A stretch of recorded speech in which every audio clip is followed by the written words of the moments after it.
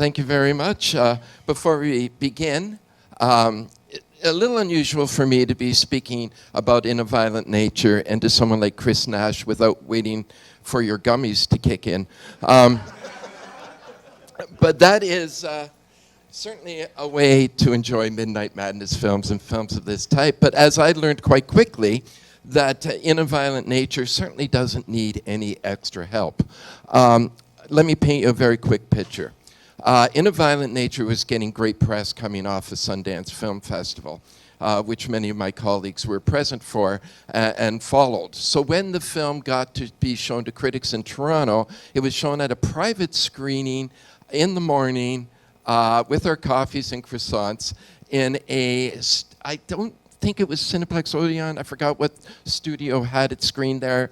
But it was a private little screening room. It was packed with critics, and we were all just jittering with delight and guessing what was going to happen because none of us seen it. We only heard of it. And I will say that my review of the film, the headline was something about the killings and how In a Violent Nature ruins yoga for everybody. So how many people have seen the film? Okay, I asked because we don't want to do too many spoilers, although this film is not so much about what happens in the film as how it happens in the film. So with that, Chris Nash, thank you for joining us. There's nothing to spoil in this movie. If you've seen any slasher movie ever, you know exactly what's going to happen at any point in time. So it's like, I don't know. I think you're selling yourself a little bit short there because, honest to God, there were a few things there that I have never seen before. And it was all about invention, but it wasn't just the extremity of some of the kills, which is why most of us go to these kind of movies. My daughter and I actually have a thing where we applaud the best kill in a movie. I don't know if it's a healthy daughter and father relationship, but it works for us. And the yoga scene was definitely up there, but it wasn't the only one in that movie. You took the genre, the slasher genre, and you kind of turned it on its head, so much so that one critic said this could be the final nail in the slasher coffin. Did you read that review? no, but we have a sequel coming. I know you do. I know you do. And I don't know if that person knows it, but I'm waiting for their second review. Yeah, I'm looking forward to that. One of the things you did is you removed the music from it. Maybe you want to explain that decision. Yeah, so when we were first conceiving like how we were going to do this or what this was going to be, so much of it is just ripping off things we like. So we really wanted to take kind of art house formalist conventions and then see how they look in like a very, very tried and true genre like the slasher film. So everything about how it looked and how it felt, we were really kind of trying our best to ape like a Gus Van Sant film. But as far as the no music goes, that was all like inspired by No Country for Old Men. That is one movie that I'm always trying my best to rip off, but failing in different like creative ways. But that was one where like when I watched that movie, it's a crime thriller, and the fact that I had no idea there was no soundtrack until I think the second or third time I watched that film, that really threw me for a loop and just showed how effective pacing and just deliberate pacing and letting the audience assign their own emotions to any sort of scene or any moment that's happening and how that occurs just through the lack of a soundtrack, I thought was super interesting. And just wanted to see how that would look in a genre that's so often relies on a soundtrack and a score to dictate how you're supposed to feel when you get into certain moments. So does that decision, the realization that you captured that moment you want without the music, does that happen in editing? Does that happen during shooting? Do you plot that out beforehand? I don't think we ever knew whether or not we were going to be successful at any of it, or whether we were going achieve what we thought until it goes in front of an audience. Like even when we were test screening it in front of friends, they were all aware of what we were trying to do, and to that end, I don't know whether we were successful in directing an audience towards a certain feeling or a certain emotion that we'd hoped they would arrive at. When you take away a soundtrack, the whole thing becomes a blank canvas for an audience to project onto, as far as like, well, how am I supposed to be feeling about 90 seconds of staring at the back of a character as they walk through the woods, and then to be immediately compounded with smashing somebody's face in with a rock. Like how does that feel when you're not being directed necessarily how to feel towards it with music? Because music is like the quickest shortcut to any emotion. It can be a cheat. Like jump scares can be a cheat. Certainly, In a Violent Nature doesn't rely on jump scares.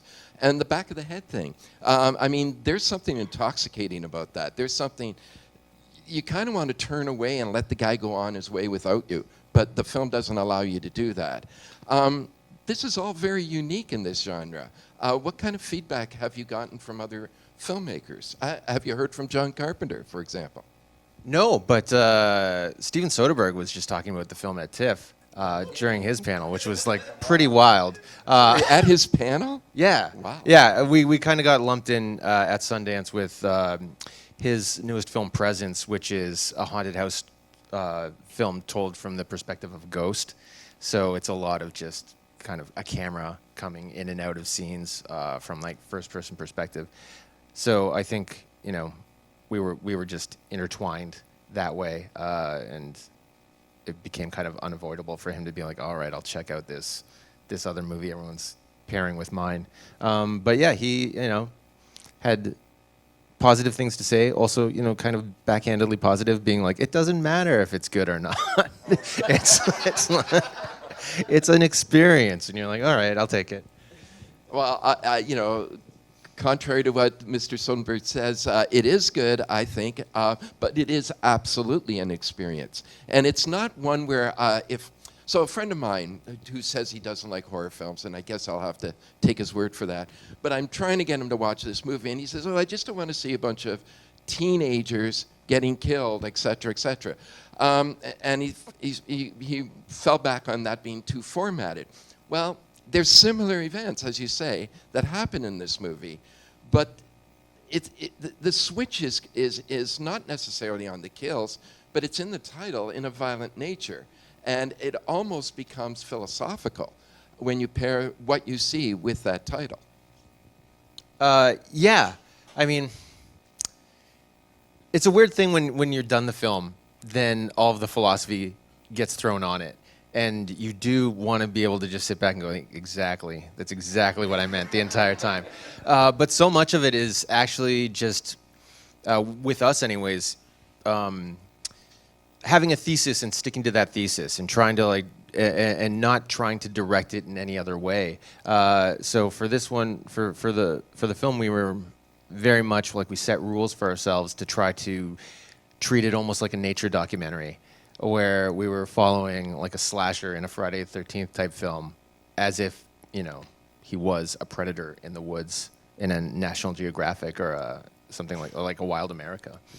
Yeah, but so in a lot of slasher films, the deaths are celebrated. Like my daughter and I would cheer for the yoga scene, and we have.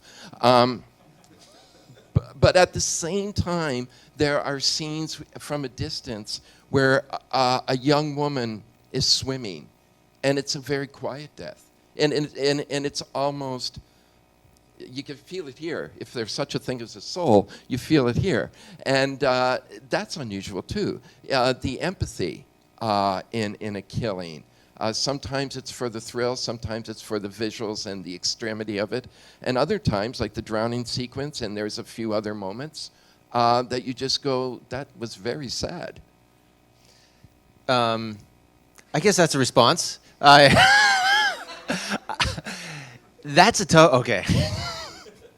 This is when I analyze any of this, it's really interesting how it becomes very sad. With that death specifically, it was not supposed to be sad and isolating. It was gonna be one of the most intricate, like, self-reflective, I'm a director, look at me type kills where, the camera was going to be zooming across the water and then going under the water, and the whole kill was supposed to be going to take place underwater. And just through all the difficulties we had and having to pare down and just having like nightmarish weather occurrences, it got to the point where we'd spent, tens of thousands of dollars not getting that scene. And then we were like, well, I guess we're just locking off the camera on one side of the shore and seeing what happens. And then when it does happen, you're like, oh, that was the way it was supposed to be. Like, when you look at the overall piece of the film and how you're composing the film and treating the kills, because, it is a slasher, the kills kind of become the different landmarks in the movie as a whole. That very quiet, very isolated, lonely death that happens on the water is followed up by the yoga death that, gets you and your daughter applauding. And if we did something that was just as bombastic, but in a different way, and then followed it up with the yoga death, one of them is going to fall short in just the emotional response for it. So that was very interesting when we're just seeing everything together and realizing, like, maybe just, the idea of the muse causing all of these issues to happen just so we can arrive at a place where we find the perfect way to shoot something, even though it's completely the opposite of how we thought it was going to be. Well, it sounds like one of those, sort of fables that you hear from Hollywood, like Bruce the Shark in Jaws, and that the mistakes turn out to be the gifts. And it sounds like that happened with the swimming scene, because I do think it's sad. Go watch it again. It's a sad death. Yeah, no, and it was very much like that was actually it became our speaking of just like ripping off movies, that was the beginning of Jaws. Like all of the movements in that where the character gets pulled under and then just screams out of the water and gets ripped back under again. That was like, okay, that's our Jaws moment. And then we also followed it up with the sound design, having the sound of the barrels under the dock that they were on, just like slowly hitting each other like the buoy in Jaws. Yeah, Well, just rip off other movies. And absolutely, you're not going to have the money to make it perfect, and it's just going to become your own. Other movies have been ripping off other movies for years, so Yeah. it's all fair. It also that sound, critics kept referring to the nature sounds, the crickets, the birds, all those sounds that you hear when you walk through a forest, and you're pretending to yourself it's quite peaceful and beautiful, but really you're thinking there's something out here. Those really work in favor. I mean, instead of the music, you had this beautiful interlay of nature sounds. Was that natural from the shoot, or was that put in afterwards? Oh, everything became put in afterwards. Like we did record on-set sound as a guide track in case anything popped up that we were like, oh, that's very nice, and also as a guide track for the footsteps of our slasher, because when the entire movie is just a guy. I'm gonna be very deprecating to the film throughout the entire talk, but when the entire movie is just a guy walking through the woods with no soundtrack, the footsteps become the metronome of the film and become the soundtrack and become the thing that the propulsivity towards wherever we're going. So it was really important to record all of that sound, just to have it be accurate and have it be. And so when we sent everything to our sound designers, they reproduced everything. It was actually really interesting because one of our sound designers, Tim Atkins, is from the UK, and he's been here for a couple of years, but as soon as he got here, he was just in love with all of the nature sounds in the area. So he was like recording and doing field recordings of all the bugs and the water and everything, thinking that he was going to use them. But every job that he had, they were just like, no, use the sound library. And so when we gave him this, he was like, I have so many sounds. This is perfect. And did he get to use them? Oh, yeah, he was very happy. Excellent. I'm going to jump to the yoga scene because we've danced around it a bit. And I'd love to know, first of all, who designed that kill, what the storyboard looked like, and if anybody said, oh, come on, that can't happen. Like medically, can it happen? Well, we knew medically that can't happen. No, but medically we're can't. Okay with that. We know that can't happen. Yeah. That one was. I just always describe it as kind of free jazz. Once I got to that point in the script, we'd already established like our iconography of the killer, what we wanted it to look like, because we'd always pitched this film as what if Gus Van Sant directed a Friday the 13th sequel. So we wanted the movie to be a sequel and not to be something where we were learning, where we were going at the slasher from the start. We wanted to just be thrown in media res, have everybody just go along for the ride. So the iconography was very important. We were going to treat it like it was already established with his costume design, with his weapons. And part of his weapons are two big drag hooks attached with a chain that would have been used in like the logging industry. And it was important that they that there was a scene where they actually acted as hooks, where it seems ridiculous, but when you're working in prosthetics, because I've got a background in prosthetics, you do get really, really tired of every death being like just a slash with a knife, just being a stab, and you're like, all right, another throat slash, great. So you're trying to challenge yourself all the time to do things different and a little more creative and just more challenging to build. And part of that is what kind of implements are being used in whatever horror movie. So, yeah, for the yoga death, I just knew I wanted these hooks to be used as hooks, and for their intended purpose to grab something and then pull it, and then just where that went is where it went. Yeah. I'm hoping people who have not seen this film are going, I got to see this now. Because really, we heard about the yoga scene before we saw it. And in that room with all these critics, seasoned critics I'm talking, Richard Krause, Peter Fonda, no, Peter Howell, and all these people who've seen it all were like just like gasping. There's one critic that laughs harder than my daughter and I at death scenes. And after the yoga scene, I mean, I thought they were going to have to stop the film till he calmed down. So I really hope that this is, even if you don't like horror films, this is a different one. I hope you check it out because that scene is history.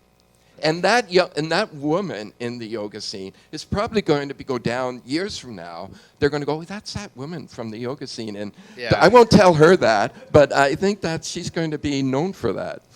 Yeah, unfortunately, because she's just such a talented actor. And yeah. Well, you ruined that, didn't you? Yeah. I know, you got to do something. Different. But yeah, that was actually something that we have one of our actors at the end of the film. Her name's Lauren Marie Taylor, and she's a veteran of the genre world. She was actually in Friday the 13th Part 2, and we really wanted somebody to do kind of a cameo, but more of like a stunt casting, but something that would be a real, actual like role, and not just kind of fodder for the fans, and not instantly recognizable. So somebody would see it and then go, "Oh, she was also in Friday too." But she took everybody aside that she met, and it was just like, "All right, so let me tell you about the convention circuit. This is what you're going to have to prepare for, because all of these kills that you're in, everyone's going to know you for them." And it was just, yeah, it was a weird situation, but. Yeah, she's gonna be known for that for sure. Absolutely, and hopefully other things as well. You'll let me know when we have about 15 minutes so I could throw it out to the audience. That'd be great. You mentioned that you've been doing this kind of thing and working with creature creation as well. So in my book, one of the very first things I mentioned is Psycho Gorman, which I think How many people have seen Psycho Gorman? It is such a great film, and it's one of my favorites. Go ahead. You have something to say? It's not about a Psycho Gorman so much as it's more like a Calvin and Hobbes with a space monster. Just so everybody knows, it's really it's a treat of a film. It is. How involved were you that just the creature? Because I do have a question about one actor in that film, and I don't know if it's a question for you or not. I mean, you can go for it. I'll give it a shot. All right. The young girl in that movie has such a unique acting style. Yeah. That takes a while to sort of. Was that a directorial decision throughout the film? Or was that just her? Well, from my position, I'm Steve Kostansky, the director of that film, and we've been working together for well over a decade, and are very close friends. But that actor, so much of that is her personality, but I don't know if it actually is her personality or she's incredibly method. But she's just such a smart ass, and wonderfully so. Wonderfully so. I mean, it does carry the film. It's Yeah. a perfect. It's and you got the book, the Psycho Gorman book. There's a book. Oh, it's the movie. Look at that. Well, I bet you there's going to be a signing afterwards. That's cool. You've seen it before? Yeah, it's a pretty excellent movie. It's a pretty good movie. Yeah, we all have plans. Yeah. Okay, so then the reveal, Psycho Gorman. I mean, that monster was fantastic, and attitude. He was kind of like a giant creature with a Muppet attitude. Yeah.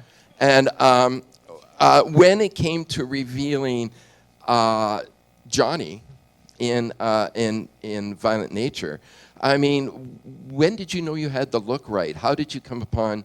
It's an effective look. Often when we see the monster, it can be a little bit disappointing because now whatever we had in our mind is being contested. But when we see Johnny, it fits. Are we talking mask on or mask off? Or I just was the talking whole- mask on. Is there a mask off scene? He does take his mask off at some point. He's just got to get some air.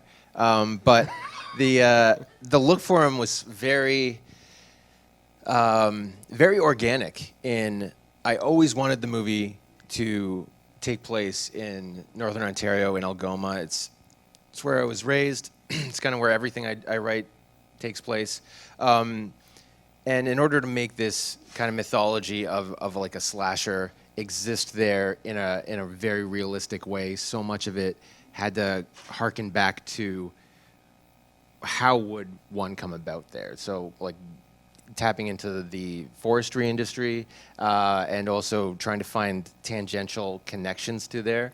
So like wildfire fighting was another thing that would be very remote and in the woods.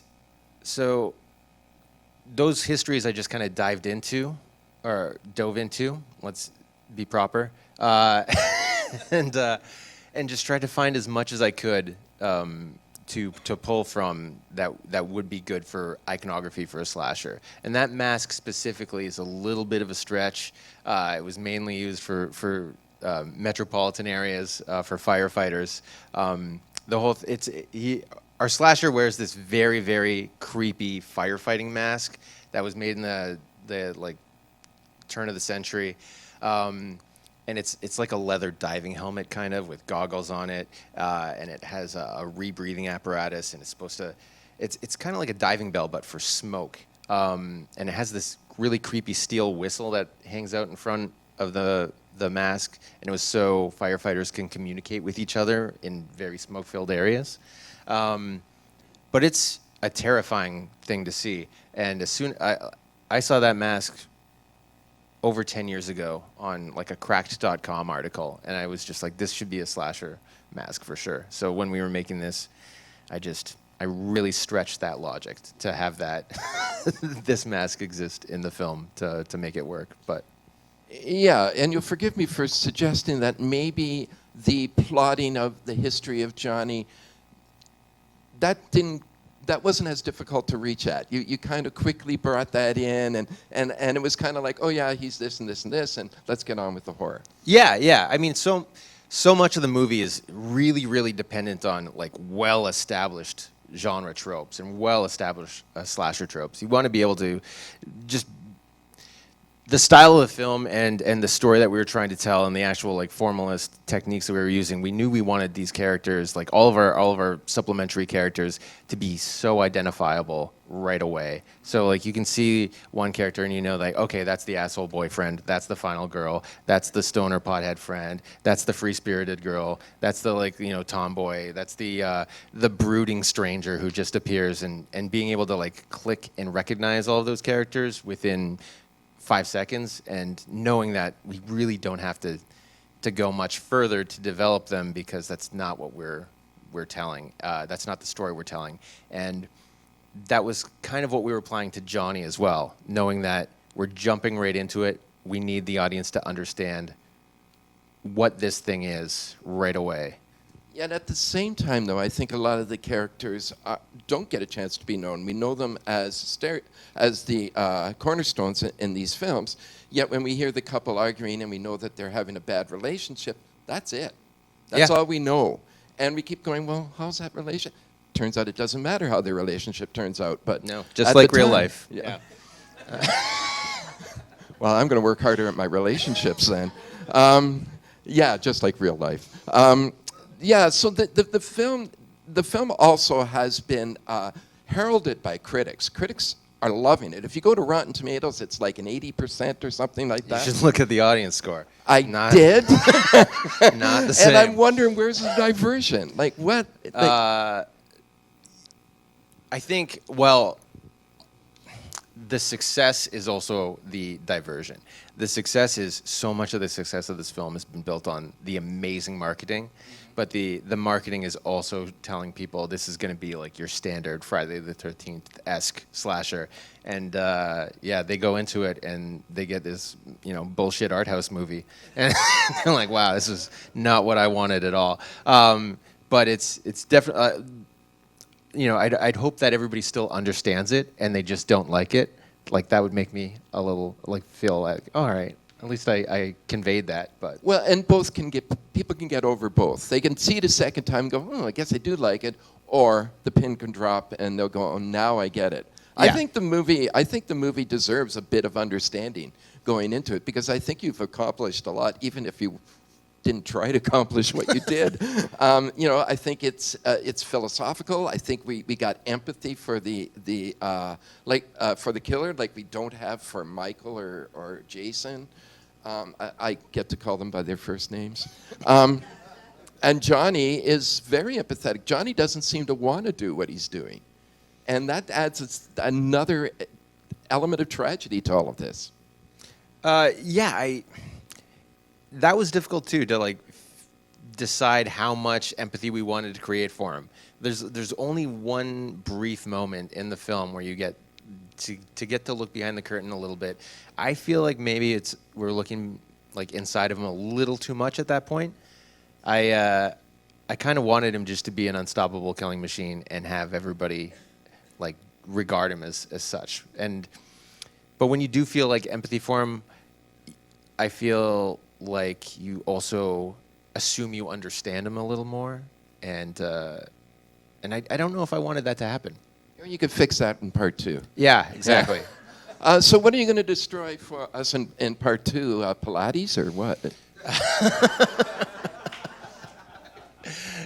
Yeah, I don't know. We keep joking that he's going to space. Like we're just gonna jump right to that can't right happen to him till in space 10. right away. 10. Yeah, no, we're gonna rip off Solaris, and we're gonna have Jason in space. Yeah, excellent. Solaris is a tough movie to rip off. That's okay. So the part 2. I mean, where do you go? I mean, and I was kidding when I said the Pilates, but seriously, how do you top that yoga scene? I mean, you're going to have to work well into the wee hours of the morning. I think if we put that pressure on ourselves, then we're not going to succeed at all. I don't think it would be tough to top it. So it's just as long as we write it and everything feels natural, then I'll be happy. I like some of the most effective death scenes for me. When the film came out, what was it? It was Letterboxd. They do their like 4 favorite films. They interview people, and they did mine. And were like, "What were your 4 favorite deaths?" And I guess they were expecting something really fun, and it was just one was a Jason, like a Friday the 13th death, and then it was like 2 suicides and a child murder. And they're like, "We're not going to post this."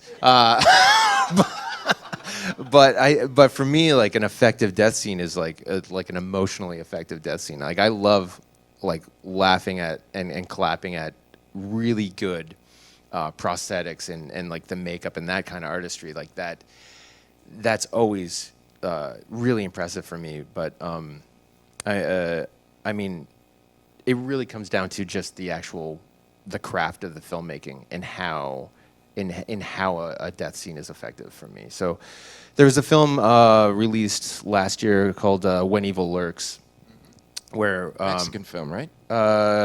Spanish? Good question. I don't want to. That I feels think like a it trap is. to fall in. Yeah. But there's a death scene there with it's a child who gets let's just spoil it. I don't care. Gets mauled by a dog, an evil dog. But it happens the way it's directed and the tension that is built before that happens is just so masterful, and it's incredibly effective. And so, as much as like the splatter and the gore is great and it's all fun, I think just creating those really effective moments are something that we're going to aim for more and really explore. To be able to have even like the simplest death be the most effective, I think would be a much higher goal to strive for the sequel. Excellent. Yeah, I do think you're right. You can't go into it going, we have to top this, because people can feel that when that happens. Yeah. Also, it just gets to a point where you're just dumping blood on stuff, and it just feels like, okay, I'm just dumping blood on blood on things. It's not really effective, and you do want to not with horror and with genre. It's always very difficult to thread that needle and not dip into complete sadism. And I feel like we're just on the side of fun with like the yoga death, and with some of the other ones too. But yeah, I think there is an instinct to go when you're going bigger. It just becomes kind of sadistic, and you kind of lose track of yourself and the story that you're trying to tell. This is a really interesting direction that you've taken the conversation, because one of the things I have issues with some genre films is I'm old enough where horror movies used to have happy endings, where the monster was killed or the person got away. We've gone a long way from that. And then you get films like the Danish version, of Speak No Evil. Have you seen that? No. Okay, well, Sorry. it's one of... It's wow. I know it's a gut punch. It's a huge gut punch. So when they made the remake in America, they changed the ending, which alleviates the gut punch. So it's a fun film. It's a really fun film. The audience cheers, etc. The Danish film, no one cheers. It's like the same thing they did with The Descent, where where the original Descent ends with like a very dour ending, and then completely turns to a happy ending for the American release. Yeah, exactly. But I have to say, this one outdowers The Descent by 1,000 hours. So the idea, like you've done an art house slasher film, which is probably something nobody thought could happen. So are you going to continue with that sort of same type of sensibilities with the filmmaking, or? I'd really, really like to sell out. I think it would be I just can't see the downside to it. But that said, there's there's a really nice freedom to working within a smaller budget and just making exploitation films. Like I really look at In a Violent Nature as a pure exploitation film in like the classic Roger Corman sense, and I think those are missing in today's landscape. I think there's camp, and I think that there is, you know, quote unquote elevated horror, but pure exploitation, I haven't seen a lot of it in recent years, and I think that's where you're going to find a lot more filmmakers taking chances and doing so in a way that's striving to have audience appeal, which is a craft in itself. Being able to do something that does reach the masses you're not going to please anybody, but you do want to reach everybody, I suppose. I don't know. I think In a Violent Nature still has time to sort of catch on. It's caught on with the critics. When I saw the movie, I related to what happened when The Exorcist came out, where there was so much pre-hype. People were lined up around the blocks. People don't line up around blocks anymore, but it had that kind of energy behind it. So there seems to be a real taste for this. And is it possible that you may not have found the midnight crowd audience, but you found maybe a different crowd? Maybe you invited the art house crowd to come in and appreciate. Yeah, we were joking about that, whether or not it's going to be like an art house crowd coming in to watch genre films or a genre crowd coming to watch art house films, and ultimately appealing to no one. Which is the danger, right? But who knows? I think that there is a pretty significant segment of the art house crowd that understands that genre film is very fruitful for just challenging filmmaking conventions and look to that. So what do you think has happened after COVID, that there are so many great genre films? There's yours. There's a coffee table, and there's oddities. We can go Hereditaries afterwards, but then you've got. There just seems to even the popular ones like Abigail. Mm-hmm. I mean, these are all really entertaining films and significant genre films that seems to have just come on right after people started going back to the theaters. I wonder. I'm very curious about that. I'm not absolutely sure. I know there's a lot of speculation as to, you know, how waves of trends occur. I know post-COVID, one of the things that happened was subscription services just took off during COVID. So there was a lot of extra income for development to make movies, which is, you know, how ours happened. So we're just seeing the effect of that occur right now. But also, there's something with genre films where you can have a very contained genre film, like Abigail. You know, it's essentially one location, the entire thing. So it's a little easier to make. It gives audiences what they want, and there's a return that's not baked into a genre film, but you're hedging your bets a little bit more. So I think it's always been something that investors could bet on a little safer, even though there is no safe bets, which is, yeah, another reason why I think that exploitation film and being able to just hit these markers of, you know, for instance, in a violent nature, as long as we we always thought, like, we can be as outlandish and as antagonistic towards an audience as we want, as long as we have, you know, like, good kills that people can they'll sit through all our flights of fantasy as far as just like, no, we're just gonna follow this guy, we don't care, no soundtrack, but as long as we have great kills, like, people will take notice of that. Before I open it up to the audience, I do have one last question for you, and then please prepare your questions, and I'm sure you'll be glad to answer them. One of the things that I read, and you've talked about this a lot, is that you claim that 70% of the film was reshot. Yeah, almost entirely. Wow. Yeah. I've heard that happen once before, Woody Allen reshot an entire movie with an entire different cast. That seemed to me like unbelievable that you would look at it and go, it's not working. Yeah. I wish my producers were here to comment on that. But we had just so many issues. The original shoot took place in the Kawarthas, so like 2.5 hours out of Toronto. We thought, even though it was always kind of set in Northern Ontario, it was just a logistical thing where we're like, okay, if we're closer to Toronto, it's going to be easier to just transport our actors and even putting them up for the night, things like that. Just where the effects shop was, just logistical issues. But there was incredible, unprecedented weather problems, and for a movie that takes place almost entirely outdoors, during the day, we were just losing days as we were shooting. Also,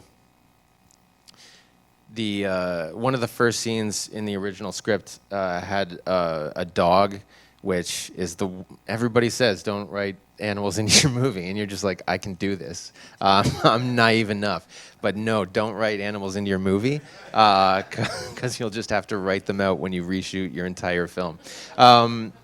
And then one of the other things is our original actor that played our slasher, Johnny, was Matt Ninneber, the actor who actually played Psycho Gorman, because I'd worked with him on Psycho Gorman, and I knew he was an excellent actor and a great performer. And there's so much physicality in the Psycho Gorman performance that it was like, this is great. But he ended up falling ill, like severely ill, a week and a half into production, and we had to recast him. And then this was a thing where we were a little green. We'd been making movies in our backyard.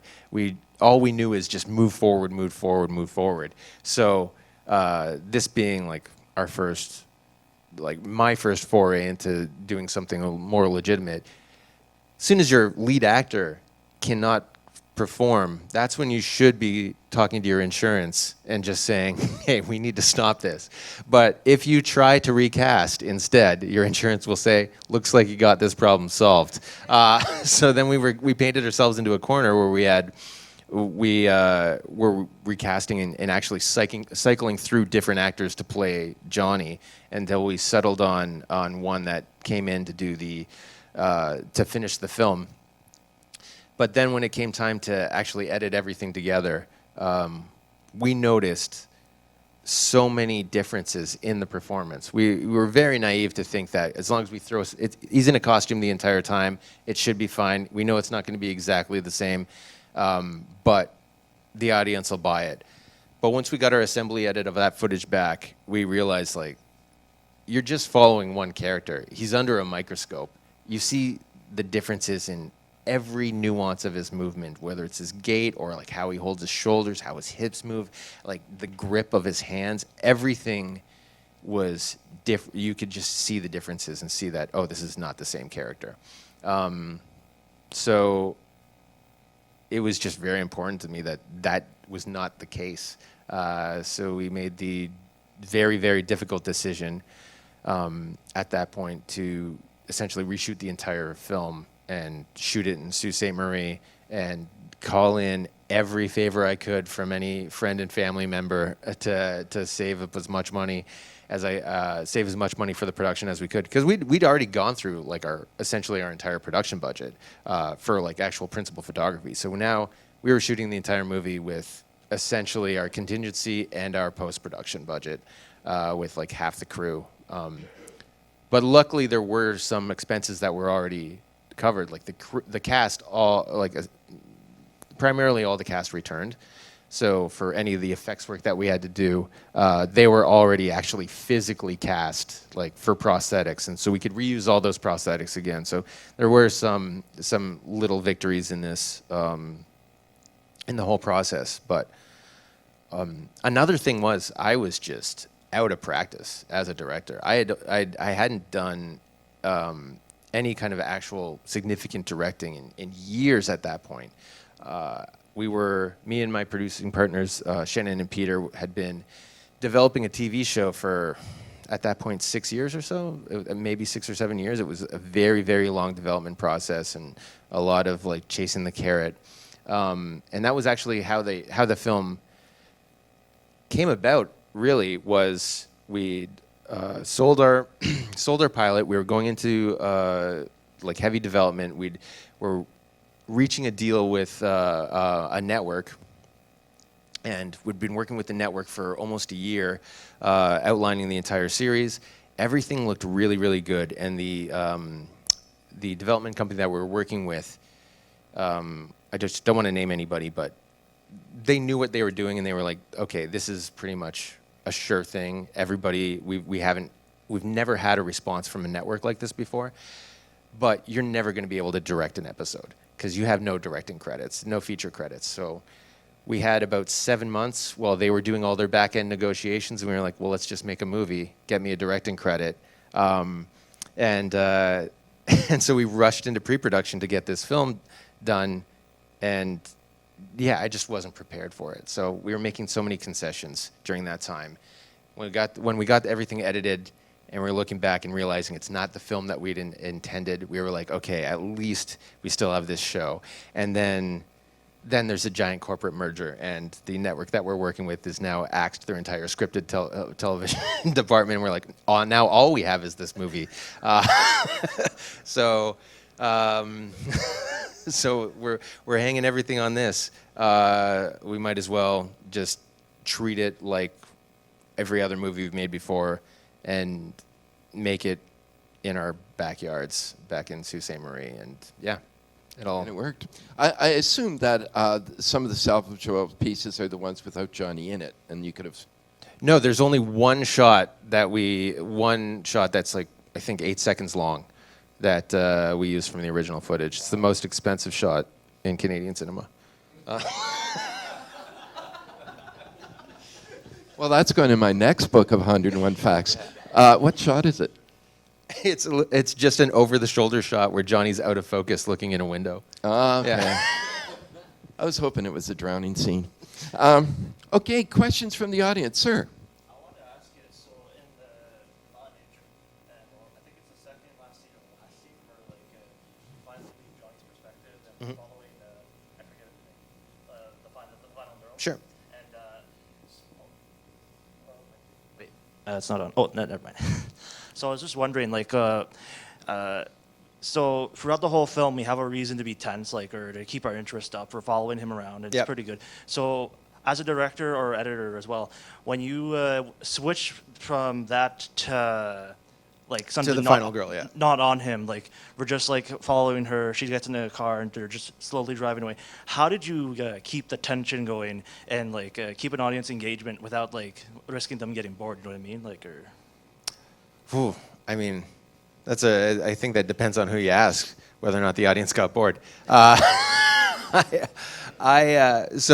for those who haven't seen it, what he's referring to is we through almost the entire film, we follow this, for lack of a better term, a fake Jason. We're following fake Jason through the woods, and then at a certain point near the end, we switch perspective to the final girl in the film, who would commonly be a final girl in a slasher film, and we just follow her perspective as she's running to safety, and whether or not that change in perspective alters the tension of it. Now, you're saying that you think there's a risk of losing the tension when you do that switch? Well, I was severely intense by it, but I was I noticed some other people they weren't exactly tense, but they weren't exactly engaged during that moment. I'm like, oh, this was a risky move. I wonder how did he do it so well, at least from my perspective. Well, what's interesting from my point of view, the movie has zero tension up until that moment. It's really antithetical to what you would think a slasher or a genre film would be, because since we're following the big monster man, you know where he is. You're not going to be oh, where is he? It's you're there. You've been seeing him for way, way too long at this point as it is. And then, so what we end up doing is creating a sense of dread instead of a sense of tension, and we were just really relying on that dread. And when we were editing it, we noticed that perspective shift for us watching it was when we felt, or when I feel like, oh, okay, this is where it's tense. This is where it becomes a horror movie. And it's almost like as if I've been looking at the film as being like a 20-minute short film with a 70-minute lead up at this point.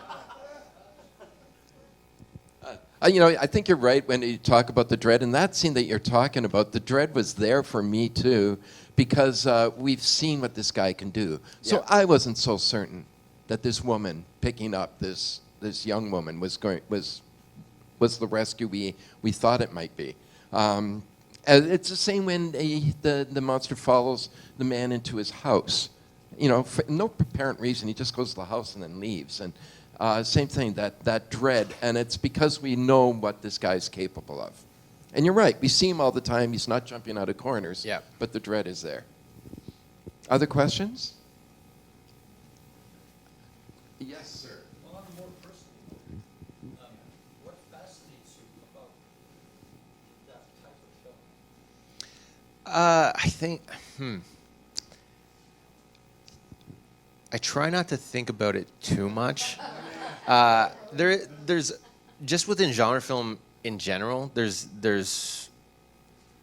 I really enjoy anything with like existential dread. I think existential horror is my favorite type of horror, and not a lot of people would apply that to slasher films or anything of that ilk because it seems so base.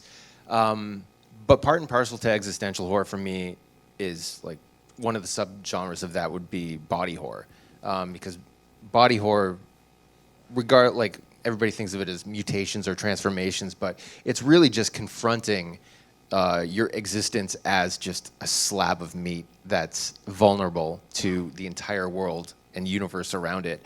And that's what I think successful slasher films can do. Can be treated almost as a way of body horror when you have the slasher just not even looking at victims as people and forcing other characters to confront their own mortality through just by seeing somebody that was once a friend now is just, a pile of pulp on the ground with their head pulled through their back, out their stomach with a hook, stuff like that. That's what I'm always more attracted to and fascinated by, and try to convey, I think, with any kind of genre stuff I dabble in. Yeah, we have a question there, and then a question there. Okay. Oh, there first. Okay. Sorry. No. Congrats on your success. Curious, when you moved the production to the north, were you able to take advantage of the tax credits? And for your next project, where might you shoot that? The answer is no. We were not able to take advantage of the Northern Ontario tax credits because we'd started the production in Southern Ontario. So it was a Southern Ontario production. So we were able to do like everything. What we were really able to take advantage of more than anything is my parents' garage. And just all of the tools that they had access to. But for the next production, I mean, I would love to continue bringing things to the north and doing it proper. It's where I feel comfortable. It's kind of, I just feel safe and cozy here, no matter what. If you have a bad day shooting, you can just call up your buddy and go ATVing on the weekend, and it's fine. But there are still things that make it not entirely the easiest thing to do. It does take some convincing, especially we're dealing with some financiers who will have like co-productions like with different European markets or something like that. So then, for one company that we were talking to, they're get a lot of their funding and they're co-producing with like a German outlet that does all of their post-production. So then with all of our post-production being done in another continent, we're losing that whole section of like the northern Ontario heritage, everything. Like we can't qualify for certain things because now we can't do any of our post-production in the north. So it's still a tricky thing to navigate, but I think as more productions come here, it's getting easier for sure.